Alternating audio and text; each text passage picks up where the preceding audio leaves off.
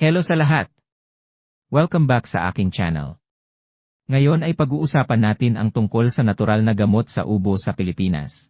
Ang ubo at sipon ay karaniwang sakit na nararanasan ng karamihan sa atin, lalo na sa tag-ulan. Bagamat maraming magagamit na over-the-counter na gamot, ang mga natural na remedyo ay nararapat ding isaalang-alang. Sa video na ito, ibabahagi namin sa iyo ang 8 natural na panlunas sa ubo na matatagpuan sa Pilipinas. Magsimula tayo sa ating unang natural na gamot sa ubo, luya. Ang luya ay ginagamit sa maraming siglo sa maraming kultura para sa mga layuning panggamot. Naglalaman ito ng mga compound na may mga anti-inflammatory at analgesic effect na makakatulong na mapawi ang ubo at namamagang lalamunan. Maaari kang maghanda ng tsaa ng luya sa pamamagitan ng pagpapakulo ng ilang hiwa ng sariwang luya sa tubig sa loob ng 1-0 tandang bawas 15 minuto. Lagyan ng pulot o katas ng kalamansi sa panlasa. Susunod, honey. Ang honey ay isang natural na ubo suppressant at may antibacterial properties. Nakakatulong ito na paginhawahin ang nanggagalit na lalamunan at binabawasan ang pag-ubo. Maaari kang kumuha ng 1 kutsarang honey ng direkta o ihalo ito sa maligamam na tubig o tsaa. Ang pangatlong natural na lunas sa ubo ay turmeric. Ang turmeric ay isang pampalasa na malawakang ginagamit sa lutuing asyano.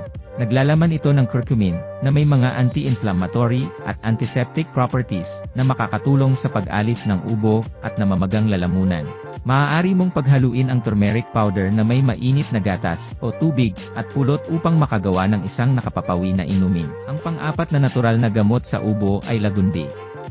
Ang dahon ng lagundi ay ginagamit sa tradisyonal na gamot sa loob ng maraming siglo upang gamutin ang ubo, hika, at iba pang mga problema sa paghinga. Naglalaman ito ng mga compound na may bronchodilator at anti-inflammatory effect. Maaari kang maghanda ng tsaa ng lagundi sa pamamagitan ng pagpapakulo ng 1 dakot ng sariwa o tuyo na dahon ng lagundi sa tubig sa loob ng 1-0 tandang bawas 15 minuto. Pang-5 sa aming listahan ay oregano. Ang oregano ay isang pangkaraniwang halamang ginagamit sa lutuing Pilipino, at mayroon din itong mga katangiang panggamot. Naglalaman ito ng carvacrol at thymol, na may antibacterial at anti-inflammatory effect na makakatulong sa pag-alis ng ubo at pananakit ng lalamunan. Maaari kang gumawa ng oregano tea sa pamamagitan ng pagpapakulo ng ilang dahon sa tubig sa loob ng 1-0 tandang bawas 15 minuto. Lagyan ng pulot at katas ng kalamansi, ayon sa panlasa. Pang-6 sa aming listahan, ay ang pineapple juice. Ang pineapple juice ay naglalaman ng bromelain, isang enzyme na may mga anti-inflammatory properties, na makakatulong na mabawasan ang pag-ubo, at paginhawahin ang namamagang lalamunan. Maaari kang direktang uminom ng pineapple juice, o ihalo ito sa honey, at calamansi juice para sa karagdagang benepisyo. Ang ika-7 natural na lunas sa ubo, ay saltwater gargle. Ang pagmumumog na may tubig alat ay maaaring makatulong na mabawasan ang pamamaga at paginhawahin ang nanggagalaiti na lalamunan. Paghaluin ang kalahating kutsarita ng asin sa maligamam na tubig at magmumog ng 30 segundo. Panghuli, mayroon kaming steam inhalation.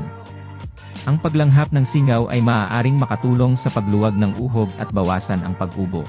Maaari kang magdagdag ng langis ng eucalyptus o langis ng peppermint sa tubig na kumukulo upang gawin itong mas epektibo. Takpan ang iyong ulo ng isang tuwalya at lumanghap ng singaw sa loob ng 1-0 tandang bawas 15 minuto. At iyon na para sa aming listahan ng natural na gamot sa ubo sa Pilipinas. Bagamat maaaring makatulong ang mga remedyong ito, mahalaga pa rin na humingi ng medikal na payo kung nagpapatuloy ang iyong ubo ng higit sa 1 linggo o kung nakakaranas ka ng iba pang mga sintomas tulad ng lagnat o kahirapan sa paghinga. Salamat sa panonood, at inaasahan naming nakatulong ang video na ito.